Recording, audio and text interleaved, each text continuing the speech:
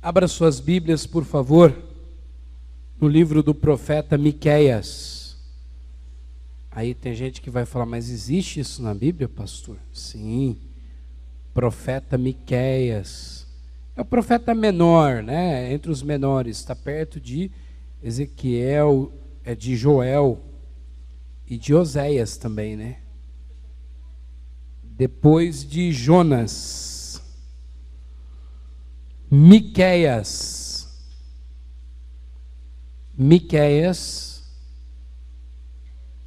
capítulo de número 6. A gente não lê muitos profetas menores, né? Quem sabe aí, no começo do ano que vem, a gente faz algumas pregações sobre os profetas menores, para a gente conhecer melhor. Miqueias capítulo 6, acharam? Amém? De pé, a igreja do Senhor, para proferirmos a leitura. A Gabi vai ler para nós. Nós vamos ver o capítulo 6, que vai do 1 ao 16. É uma palavra profética, uma palavra muito séria, uma palavra do coração de Deus para o seu e o meu coração, e nós esperamos, pela graça de Deus, conseguir transmitir um pouco dessa palavra. Passamos então à leitura do texto sagrado. Deus e o seu povo em juízo. Ouvi agora o que diz o Senhor. Levanta-te, defende a tua causa perante os montes e ouçam os outeiros a tua voz. Ouvi, montes, e a controvérsia do Senhor, e vós, duráveis fundamentos da terra, porque o Senhor tem controvérsia com o seu povo, e com Israel estará em juízo. Povo meu, que te tenho feito? E com que te enfadei? Responde-me, pois te fiz sair da terra do Egito e da casa da servidão te remi, e enviei adiante de ti Moisés, Arão e Miriam. Povo meu, lembra-te agora do que maquinou Balaque, rei de Moabe, e do que ele respondeu a Balaão, filho de Beor, e do que aconteceu desde Sitim até Gilgal, para que conheças os atos de justiça do Senhor, com o que me apresentarei ao Senhor e me inclinarei ante o Deus do excelso. Virei perante ele com holocausto como bezerros de um ano. Agradar-se-á o Senhor de milhares de carneiros, de 10.000 ribeiros de azeite. Darei o meu primogênito pela minha transgressão, o fruto do meu corpo, pelo pecado da minha alma. E te declarou o homem o que é bom e o que é do Senhor pede de ti, que pratiques a justiça e ames a misericórdia, e andes humildemente com o teu Deus. A voz do Senhor clama à cidade, e é verdadeiramente sabedoria temer-lhe o nome. Ouvi, ó tribos, aquele que a cita. Ainda que há na casa do ímpio os tesouros da impiedade, é detestável minguado? Poderei eu inocentar balanças falsas e bolsas de pesos enganosos? Porque os ricos da cidade estão cheios de violência, e os seus habitantes falam mentiras, e a língua deles é enganosa na sua boca. Assim também passarei eu a ferir-te e a te deixarei desolada por causa dos seus pecados. Comerás e não te fartarás, a fome estará nas tuas entranhas. Removerás os teus bens, mas não os livrarás, e aquilo que livrares, eu entregarei à espada. Semearás, contudo, não cegarás. Pisarás a azeitona, porém não te ungirás com o azeite. Pisarás a vindima, no entanto, não lhe beberás o vinho, porque observastes os estatutos de Onri e todas as obras da casa de Acabe, e andastes nos conselhos deles. Por isso, eu farei de ti uma desolação, e os habitantes da tua cidade um alvo de vaias. Assim tratarei sobre vós o opróprio dos povos. Amém. ainda em pé, coloque a sua Bíblia aí na cadeira. Se você quiser deixar ela aberta no texto, só não fica lendo a Bíblia durante a pregação, mas se você deixar aberta no texto, eu posso indicar para você depois, durante a pregação, alguns textos. Coloque a sua mão sobre o seu coração e peça a Deus para Ele falar com você nessa noite através das nossas vidas. Ó Pai, nós estamos aqui, ó Deus. Há uma expectativa e há também uma necessidade de que nós consigamos escutar a Tua voz e que nós tenhamos, ó Deus, coragem de olhar e dizer que a palavra foi direcionada a nós mesmos. Não apontar a quem está do nosso lado, Pai, mas tomar a atitude que nos cabe como filhas e filhos do Senhor. Dê graça, paira sobre nós, Espírito Santo. Fala, agita as águas dos nossos corações para ouvir, compreender e praticar a Tua palavra em nome de Jesus. Amém. Os irmãos podem assentar. O título da pregação dessa noite é: O que Deus quer de ti? Vira para a pessoa que está do seu lado aí e pergunta para ela: o que Deus quer de ti? O que será que Deus quer de você e de mim? O que será que de fato enche os olhos de Deus? Porque nós podemos fazer algumas coisas que nós achamos que aquilo deixa Deus muito feliz, mas aquilo pode não significar absolutamente nada para Deus. Então, o que Deus quer de ti? O que Deus quer de mim? O que Deus quer de nós? Amados, o profeta Miqueias, embora foi profeta há muitos anos, há 2000 anos, quase 2000 anos atrás, o que ele traz para nós é muito atual. De repente, é mais atual do que as manchetes dos jornais de hoje. Se você ler o profeta Miqueias, o livro inteiro, você vai ver coisas muito atuais, quando ele diz que nos últimos tempos os filhos não obedeceriam mais os pais, as famílias viriam em guerra, a desonestidade dominaria todos os setores da sociedade, sendo política, a igreja, a economia e todos os setores das mais diversas áreas da sociedade. E é justamente o que nós estamos vivendo hoje. Por isso que a Bíblia, ela é o livro que mais permanece atual.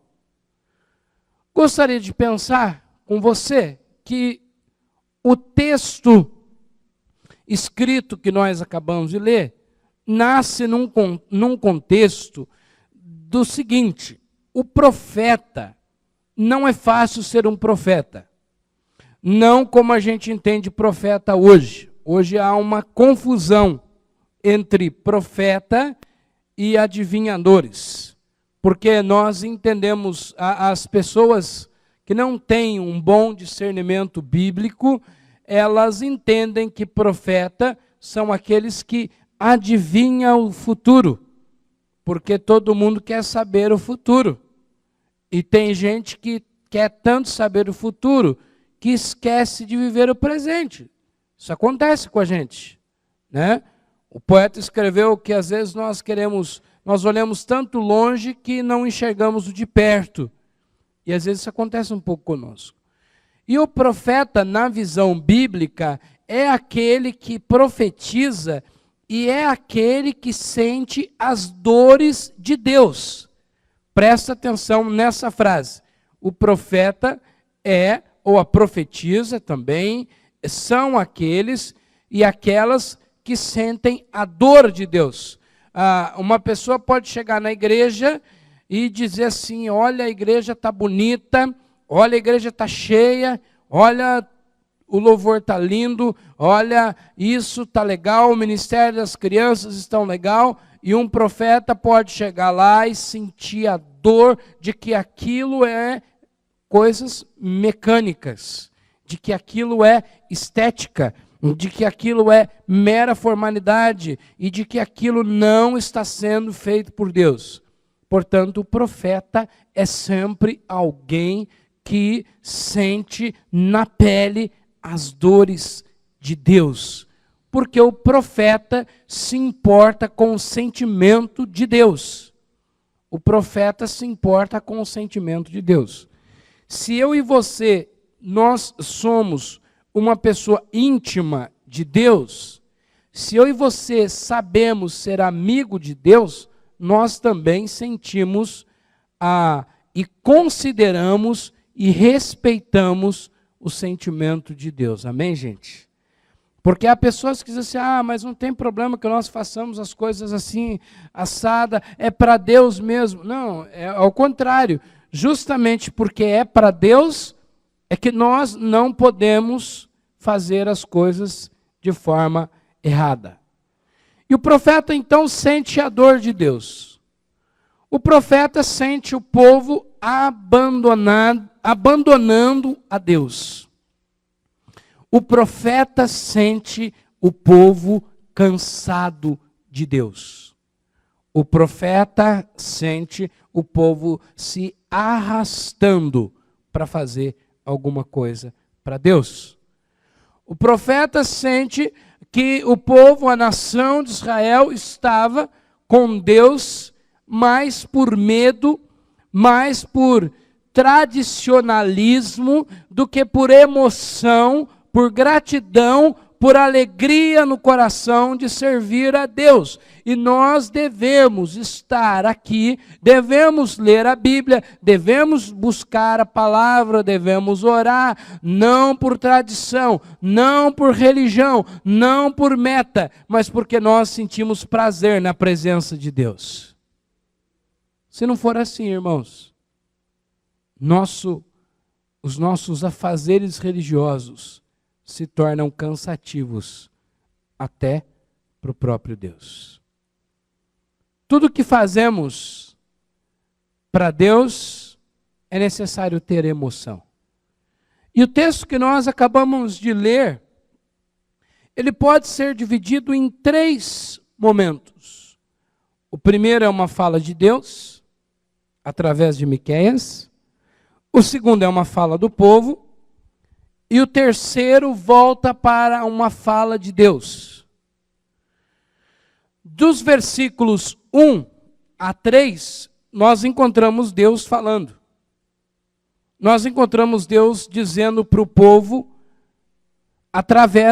obviamente, através da boca do profeta, Deus está dizendo para o povo algumas coisas muito importantes. Olha, povo, por que vocês me abandonaram? Por que vocês estão enfadados de mim? Por que vocês estão cansados da minha presença?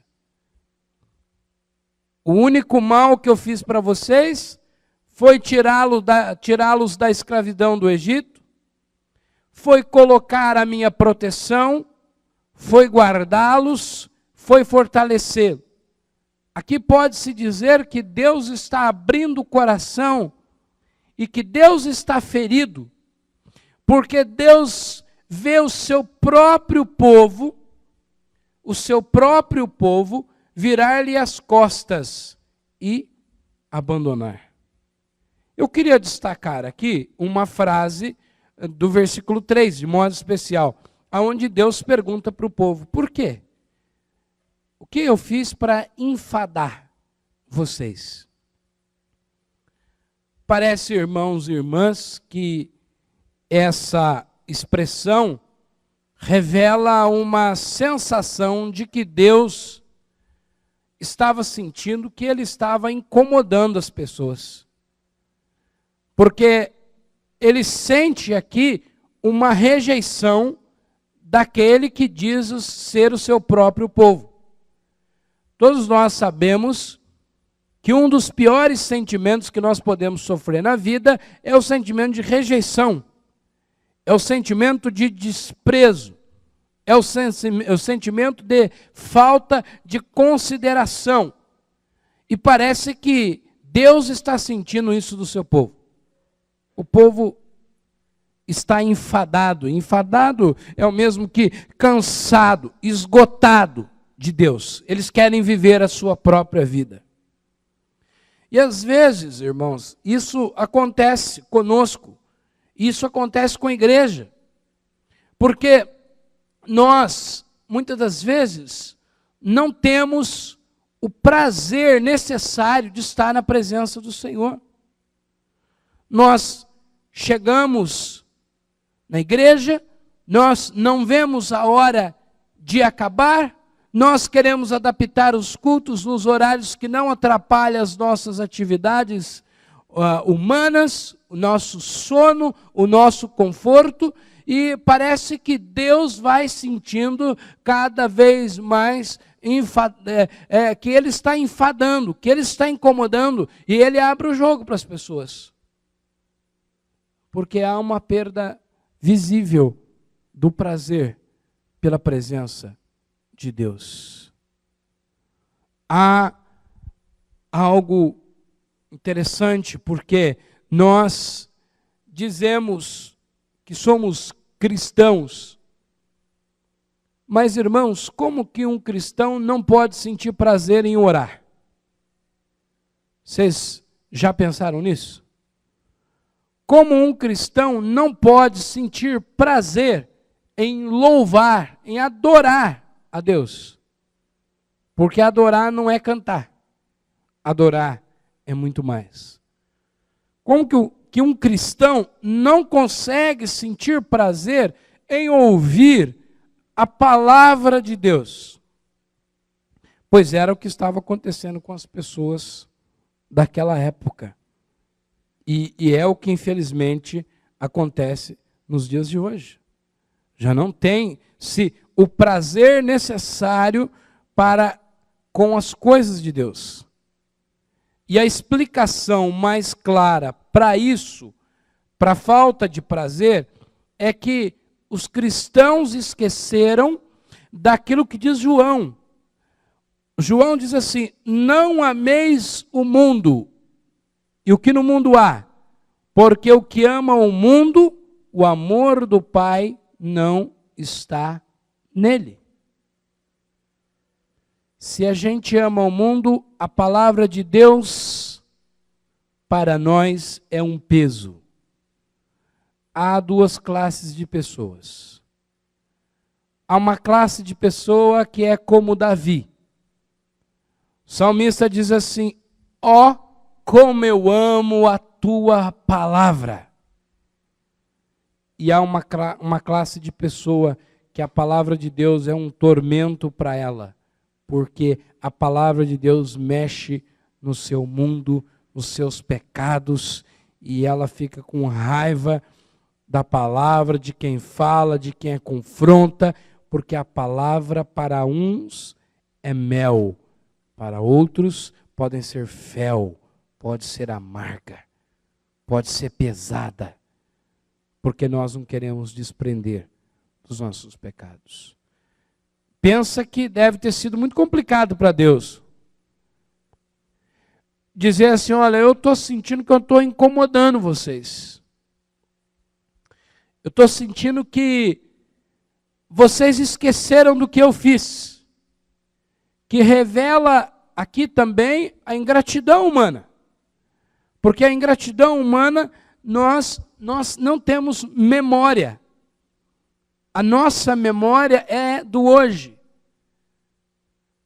Nós acabamos aí, quem não sei quanto já leu um livro chamado Modernidade Líquida. É um livro que o filósofo escreveu dizendo que a sociedade que nós vivemos hoje é uma sociedade líquida. Ou seja, o líquido é o contrário de sólido. Ou seja, ela não tem memória. O que é hoje pode não ser amanhã. O mundo de hoje, amanhã acabou. O que fizemos hoje não importa mais. Nós somos pessoas do amanhã. E aí, nisso, a gente acaba esquecendo tudo o que Deus fez por nós. Quando, na verdade, irmãos, um crente de verdade, o seu prazer está na lei do Senhor e nela medita dia e noite. É o que diz o Salmo 1, escrito pelo próprio Davi. Bem-aventurado o homem que não anda sobre o conselho dos ímpios, não se detém no caminho dos pecadores, nem se assenta à roda dos escarnecedores. Antes o seu prazer está na lei do Senhor, e nela medita de dia e de noite. Você tem prazer pela presença do Senhor? Você tem prazer pelos mandamentos do Senhor?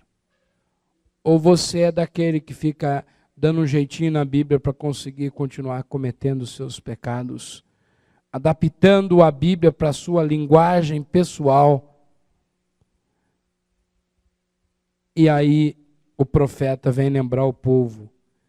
Aí o povo, agora no versículo 6 e 7 do capítulo 6 de Miqueias, agora é o povo que fala. A narrativa não deixa muito claro isso, mas estudando a gente percebe que aqui é o povo falando. O povo diz, então, já que nós estamos longe de Deus, que nós estamos afadigados com Deus, vamos oferecer muitas ofertas. Vamos matar muitos carneiros. Vamos entregar muitos sacrifícios, que nós vamos resolver o nosso problema. Basicamente, a penitência que nós criticamos, né? Que o Martim Lutero fez a reforma protestante contra a penitência, contra a indulgência. Aqui é basicamente isso. Então, vamos acalmar o coração de Deus, dando presentinhos para Deus. Vamos comprar Deus. Vamos, de alguma forma, acalmar o coração de Deus, porque Deus está irado conosco, então nós vamos matar carneiro, então nós vamos matar novilhos, nós vamos oferecer um monte de sacrifício, e aí Deus vai acalmar, e aí Deus vai esquecer. E na verdade, irmãos, o sacrifício naquela época não era pecado, Deus realmente pedia. Mas o povo sempre dava um jeitinho, a esperteza de, só que Deus pedia sacrifício de adoração. E que o povo queria fazer aqui é basicamente negócio com Deus. Tipo, eu vendi um terreno por 100 mil reais, não vou dar o dízimo, mas eu vou dar uma oferta lá, para acalmar o coração de Deus, porque senão vai vir uma enxurrada no meu terreno, vai levar o terreno, vai destruir tudo, então eu vou levar uma oferta para Deus. Basicamente era isso. Ou aquela pessoa, nossa, semana passada eu pequei, hoje eu preciso ir no culto para acalmar o coração de Deus. Irmãos, aí nós temos que tomar um cuidado muito grande. Porque se a sua vida durante a semana não for uma vida de consagração a Deus, escuta bem isso aqui. Se a sua vida durante a semana não for uma vida de consagração a Deus, de oração, de leitura da palavra, de santidade, eu sinto me informar que o nosso culto do domingo pode impressionar homens, mas para Deus não vai servir de nada. Por isso, quando nós dizemos assim, nós vamos fazer um momento de adoração, é muito bom, só que a nossa vida precisa ser uma adoração. Senão nós vamos mentir cantando e nós vamos mentir falando.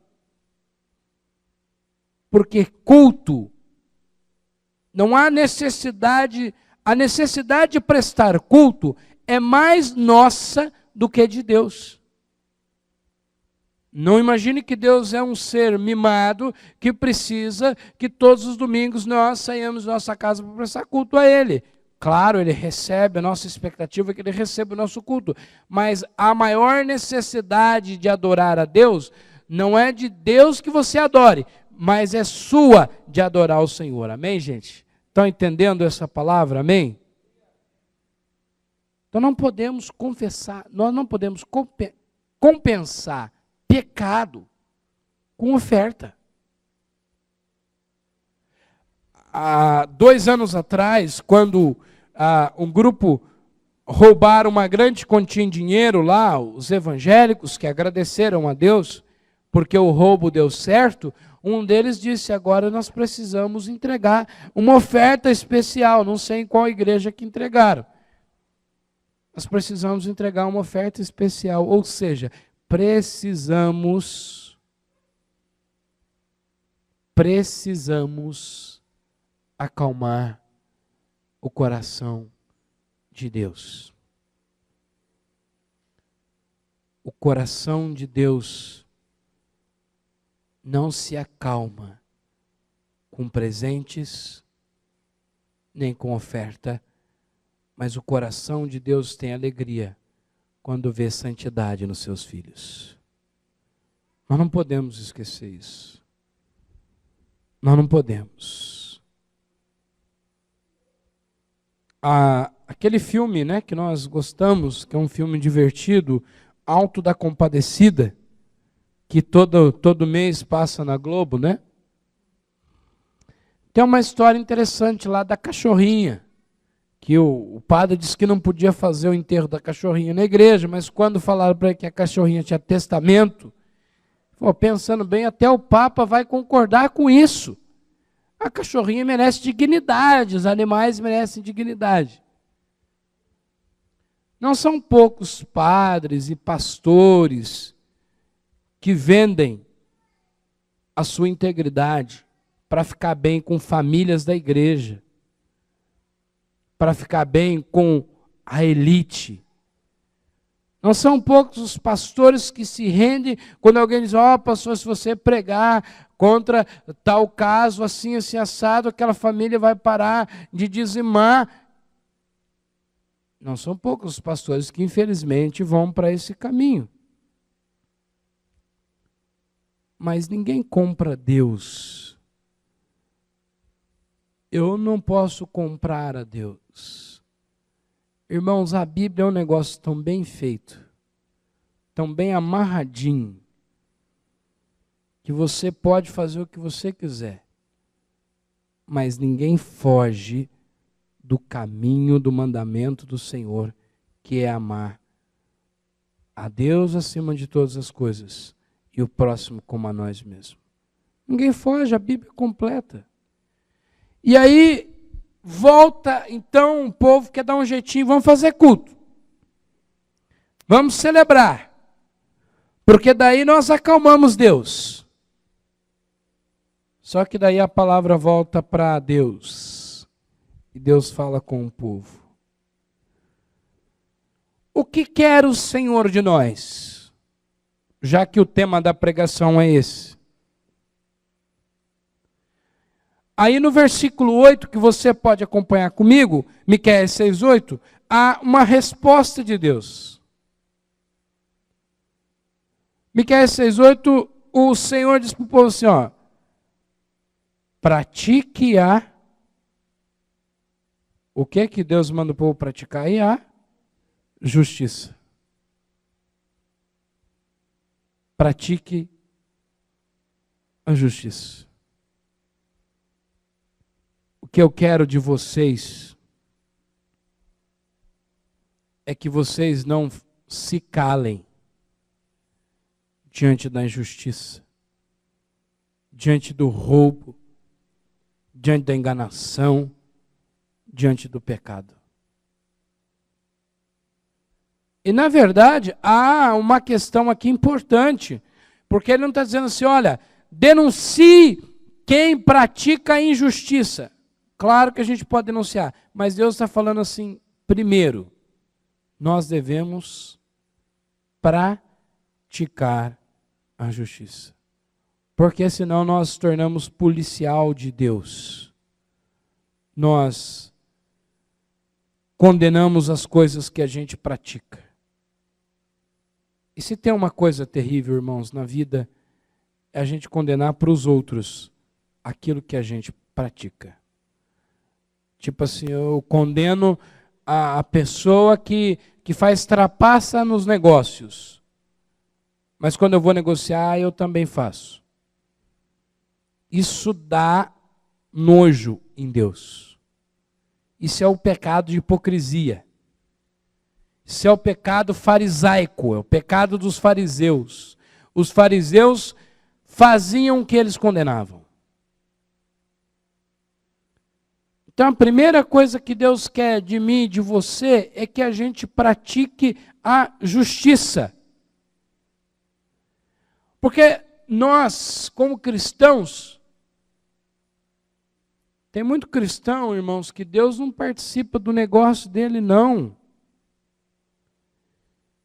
Eu já vi crente contando testemunho que o outro faliu, ele foi lá, comprou um carro que valia 50, ele comprou por 10, ele conta o testemunho.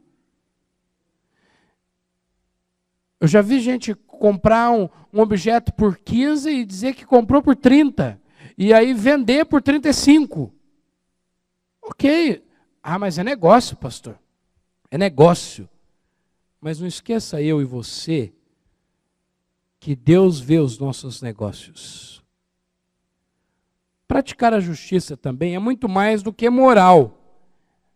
Praticar a justiça é agir com as pessoas de forma justa, sem privilégio e sem maldade também. Então a primeira coisa que Deus quer é que pratique a justiça, ame. A segunda coisa que Deus quer é que nós amamos a misericórdia.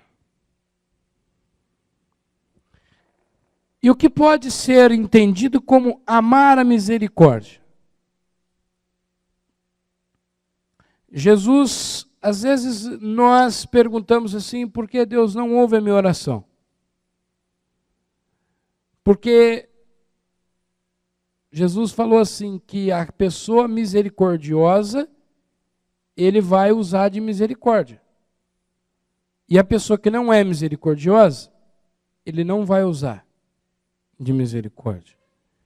Então ele manda amar a misericórdia. O que é misericórdia, né? É amar o perdão. É amar a compaixão. É amar não o mal das pessoas, mas o fato delas serem perdoadas e terem uma nova oportunidade. Porque às vezes nós amamos o mal. Às vezes nós, nossa, bem feito, olha o que fizeram com aquela pessoa, ainda foi pouco. Mesmo que a pessoa mereça, irmãos. O nosso papel é de misericórdia. Porque eu e você, a gente merecia o inferno. E Jesus amou a misericórdia.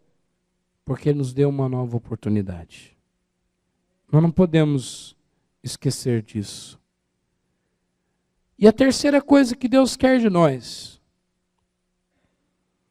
ande em humildade com o seu Deus. O que seria isso, andar em humildade com Deus? Eu fiquei pensando um pouco sobre esse negócio de andar em humildade com Deus. Andar em humildade com Deus, entendo que significa principalmente o fato de que nós levamos uma vida em respeito, em temor e em obediência a Deus. Porque, irmãos, há pessoas hoje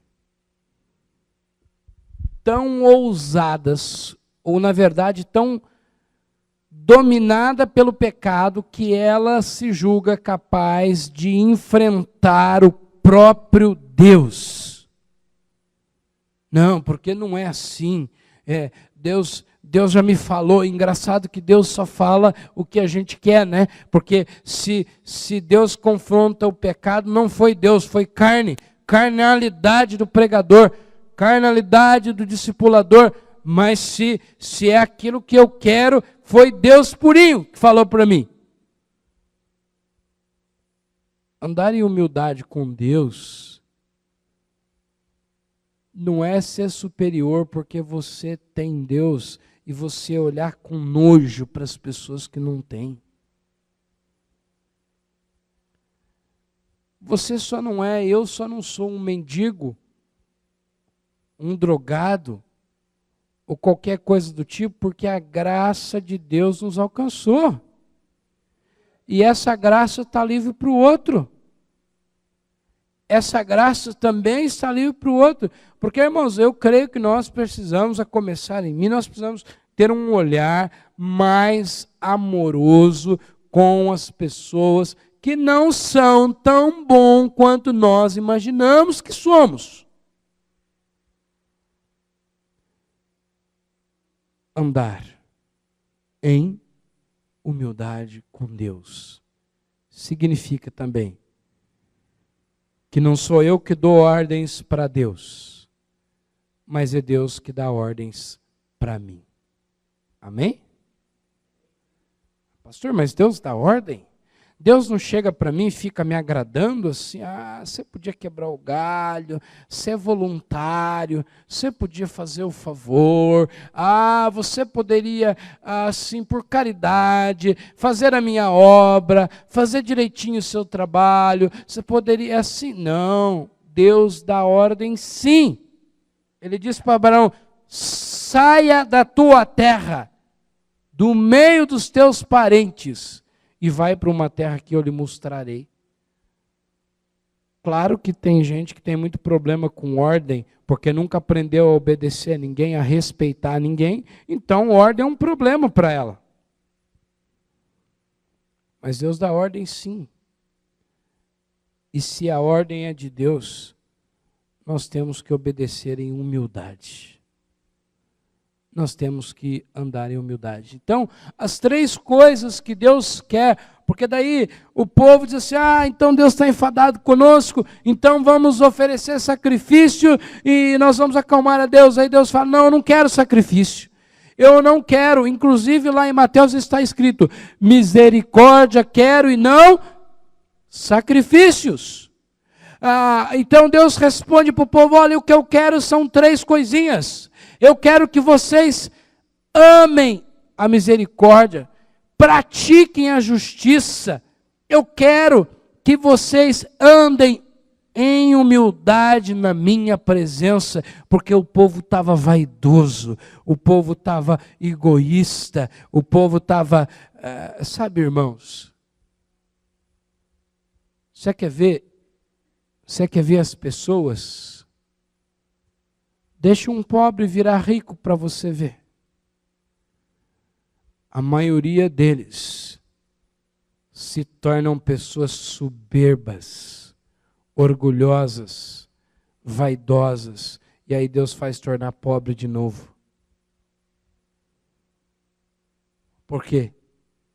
Aí você diz, mas na verdade a gente conhece as pessoas quando elas têm um cargo. Não, na verdade a gente conhece as pessoas porque elas já são assim, não foi o cargo que a tornou.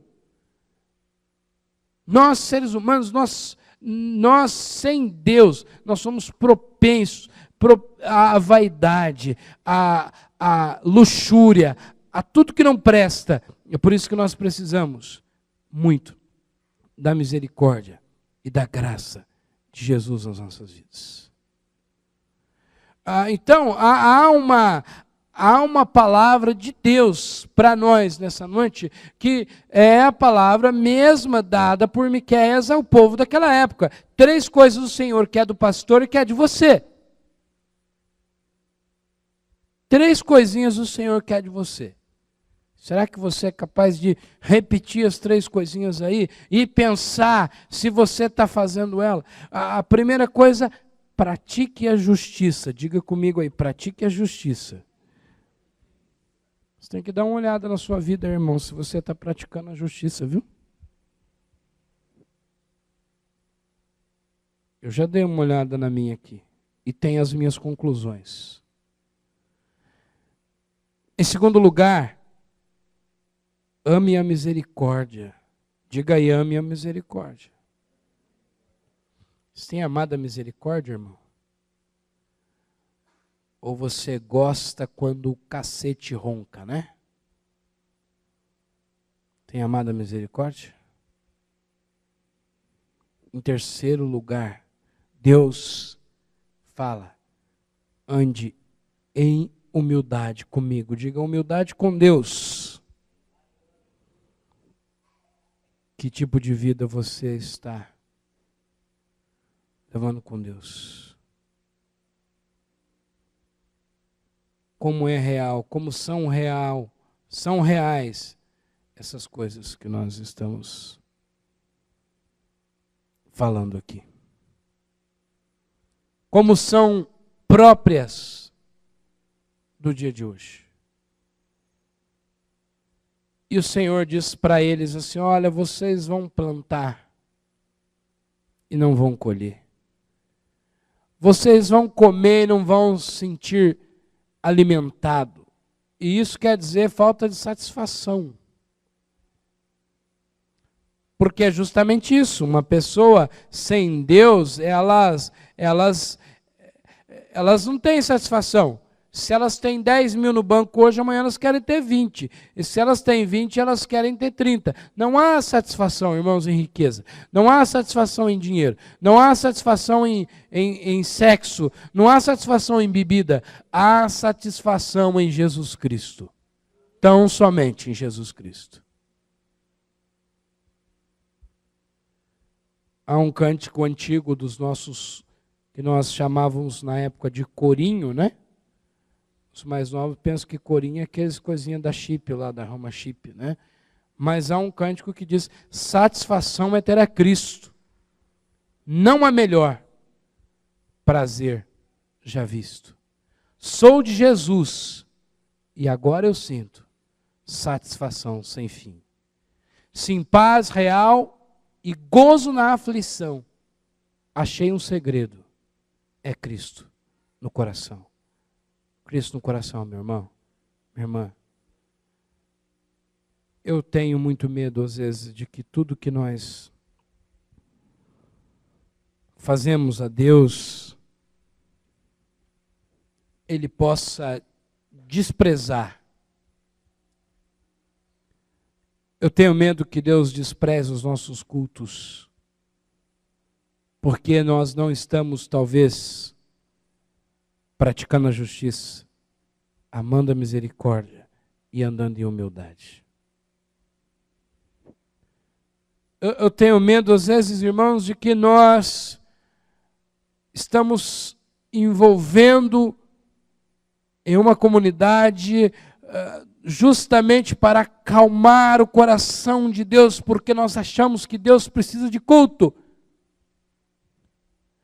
Há igrejas por aí fazendo culto de segunda a domingo para o mesmo povo, para as mesmas pessoas. E eu creio que há irmãos que vão na igreja de domingo a domingo. Você diz, pastor, mas isso não é bom? Se estiver praticando essas 3 coisinhas aqui, sim. Se não, você não faz a sua parte com Deus. Há pessoas, principalmente os crentes domingueiros, que eles dizem assim, já fiz a minha parte com Deus. Mas onde está isso na Bíblia que nós temos que fazer a nossa parte com Deus? Onde que está isso na Bíblia? Quer dizer que é uma maneira de eu fazer uma média com Deus. Ei, Deus, eu estou aqui no culto, ó. A gente só falta erguer as mãos e dizer, ó Deus, eu estou aqui, o senhor está vendo? Ó, na igreja metodista, no domingo, que dia que é hoje? 16 de outubro, eu estou aqui, Deus, ó. Tira uma foto aí, porque eu estou na fita. Não é isso. Deus quer prazer em servi-lo. Deus quer prazer em obedecê-lo. Deus quer santidade na nossa vida do dia a dia.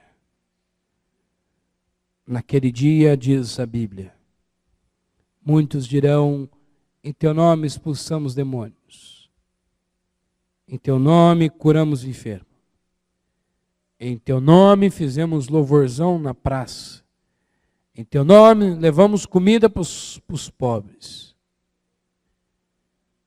E Deus vai dizer assim, aparta de mim, porque você não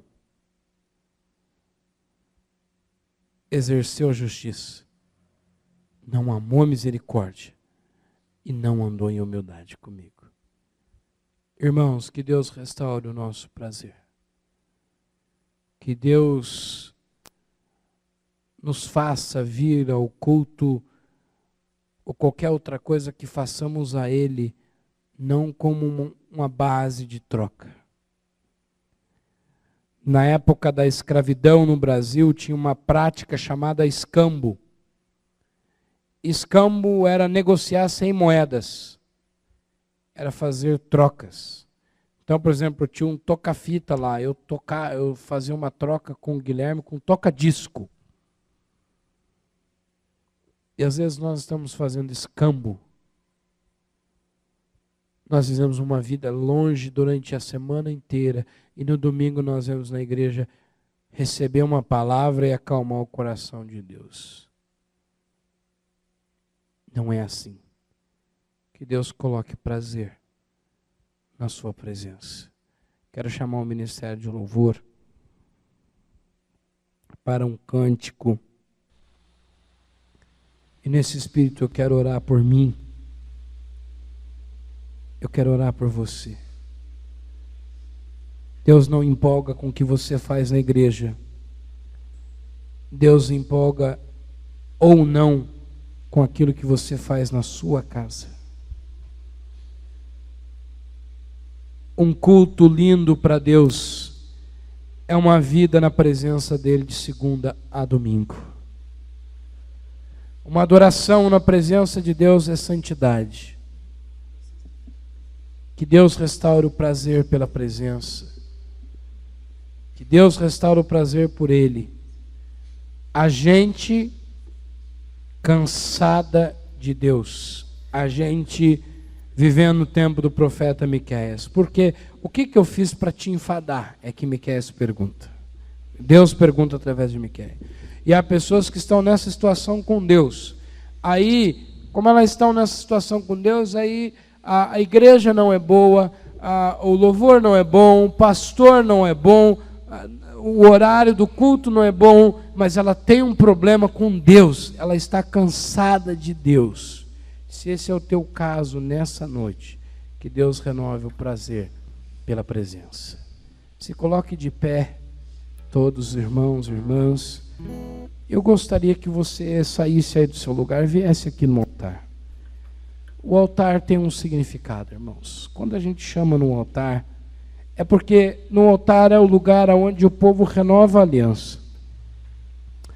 Então, se você quer renovar a aliança com Deus, você vem ao altar. Enquanto ministra essa música, você clame a Deus por prazer pela presença.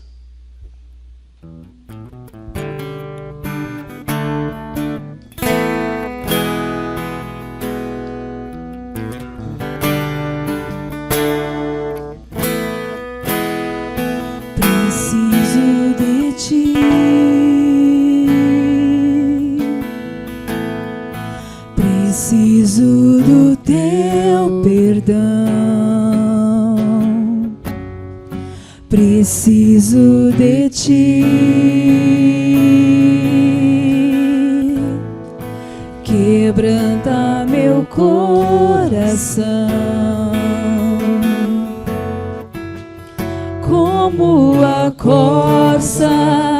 anseia por águas, assim tenho sede.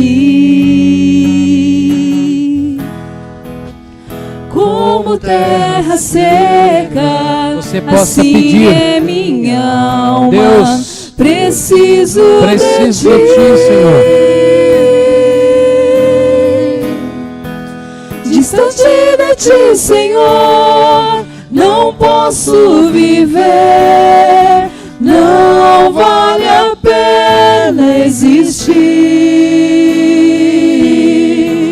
Escuta o meu clamor, mas que o ar que eu respiro, preciso de Ti.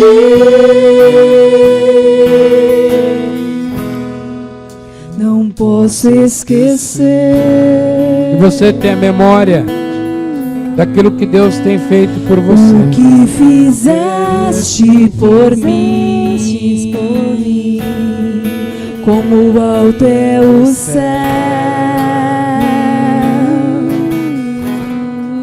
Tua misericórdia é sem fim. Como o Pai se compadece dos filhos, assim Tu me amas. Afasta as minhas transgressões, preciso de Ti, Senhor. Distante de Ti, Senhor, não posso viver. Não vale a pena existir, não vale. Escuta o meu clamor, mas que o ar que eu respiro, preciso de Ti.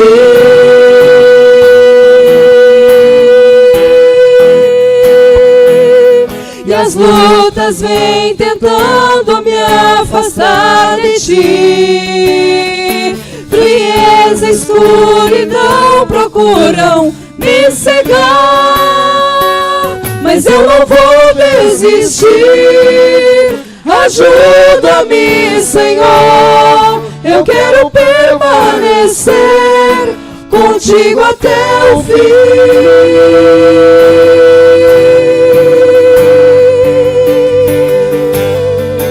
Você queira nessa noite pedir para Deus que distante dele você não pode viver,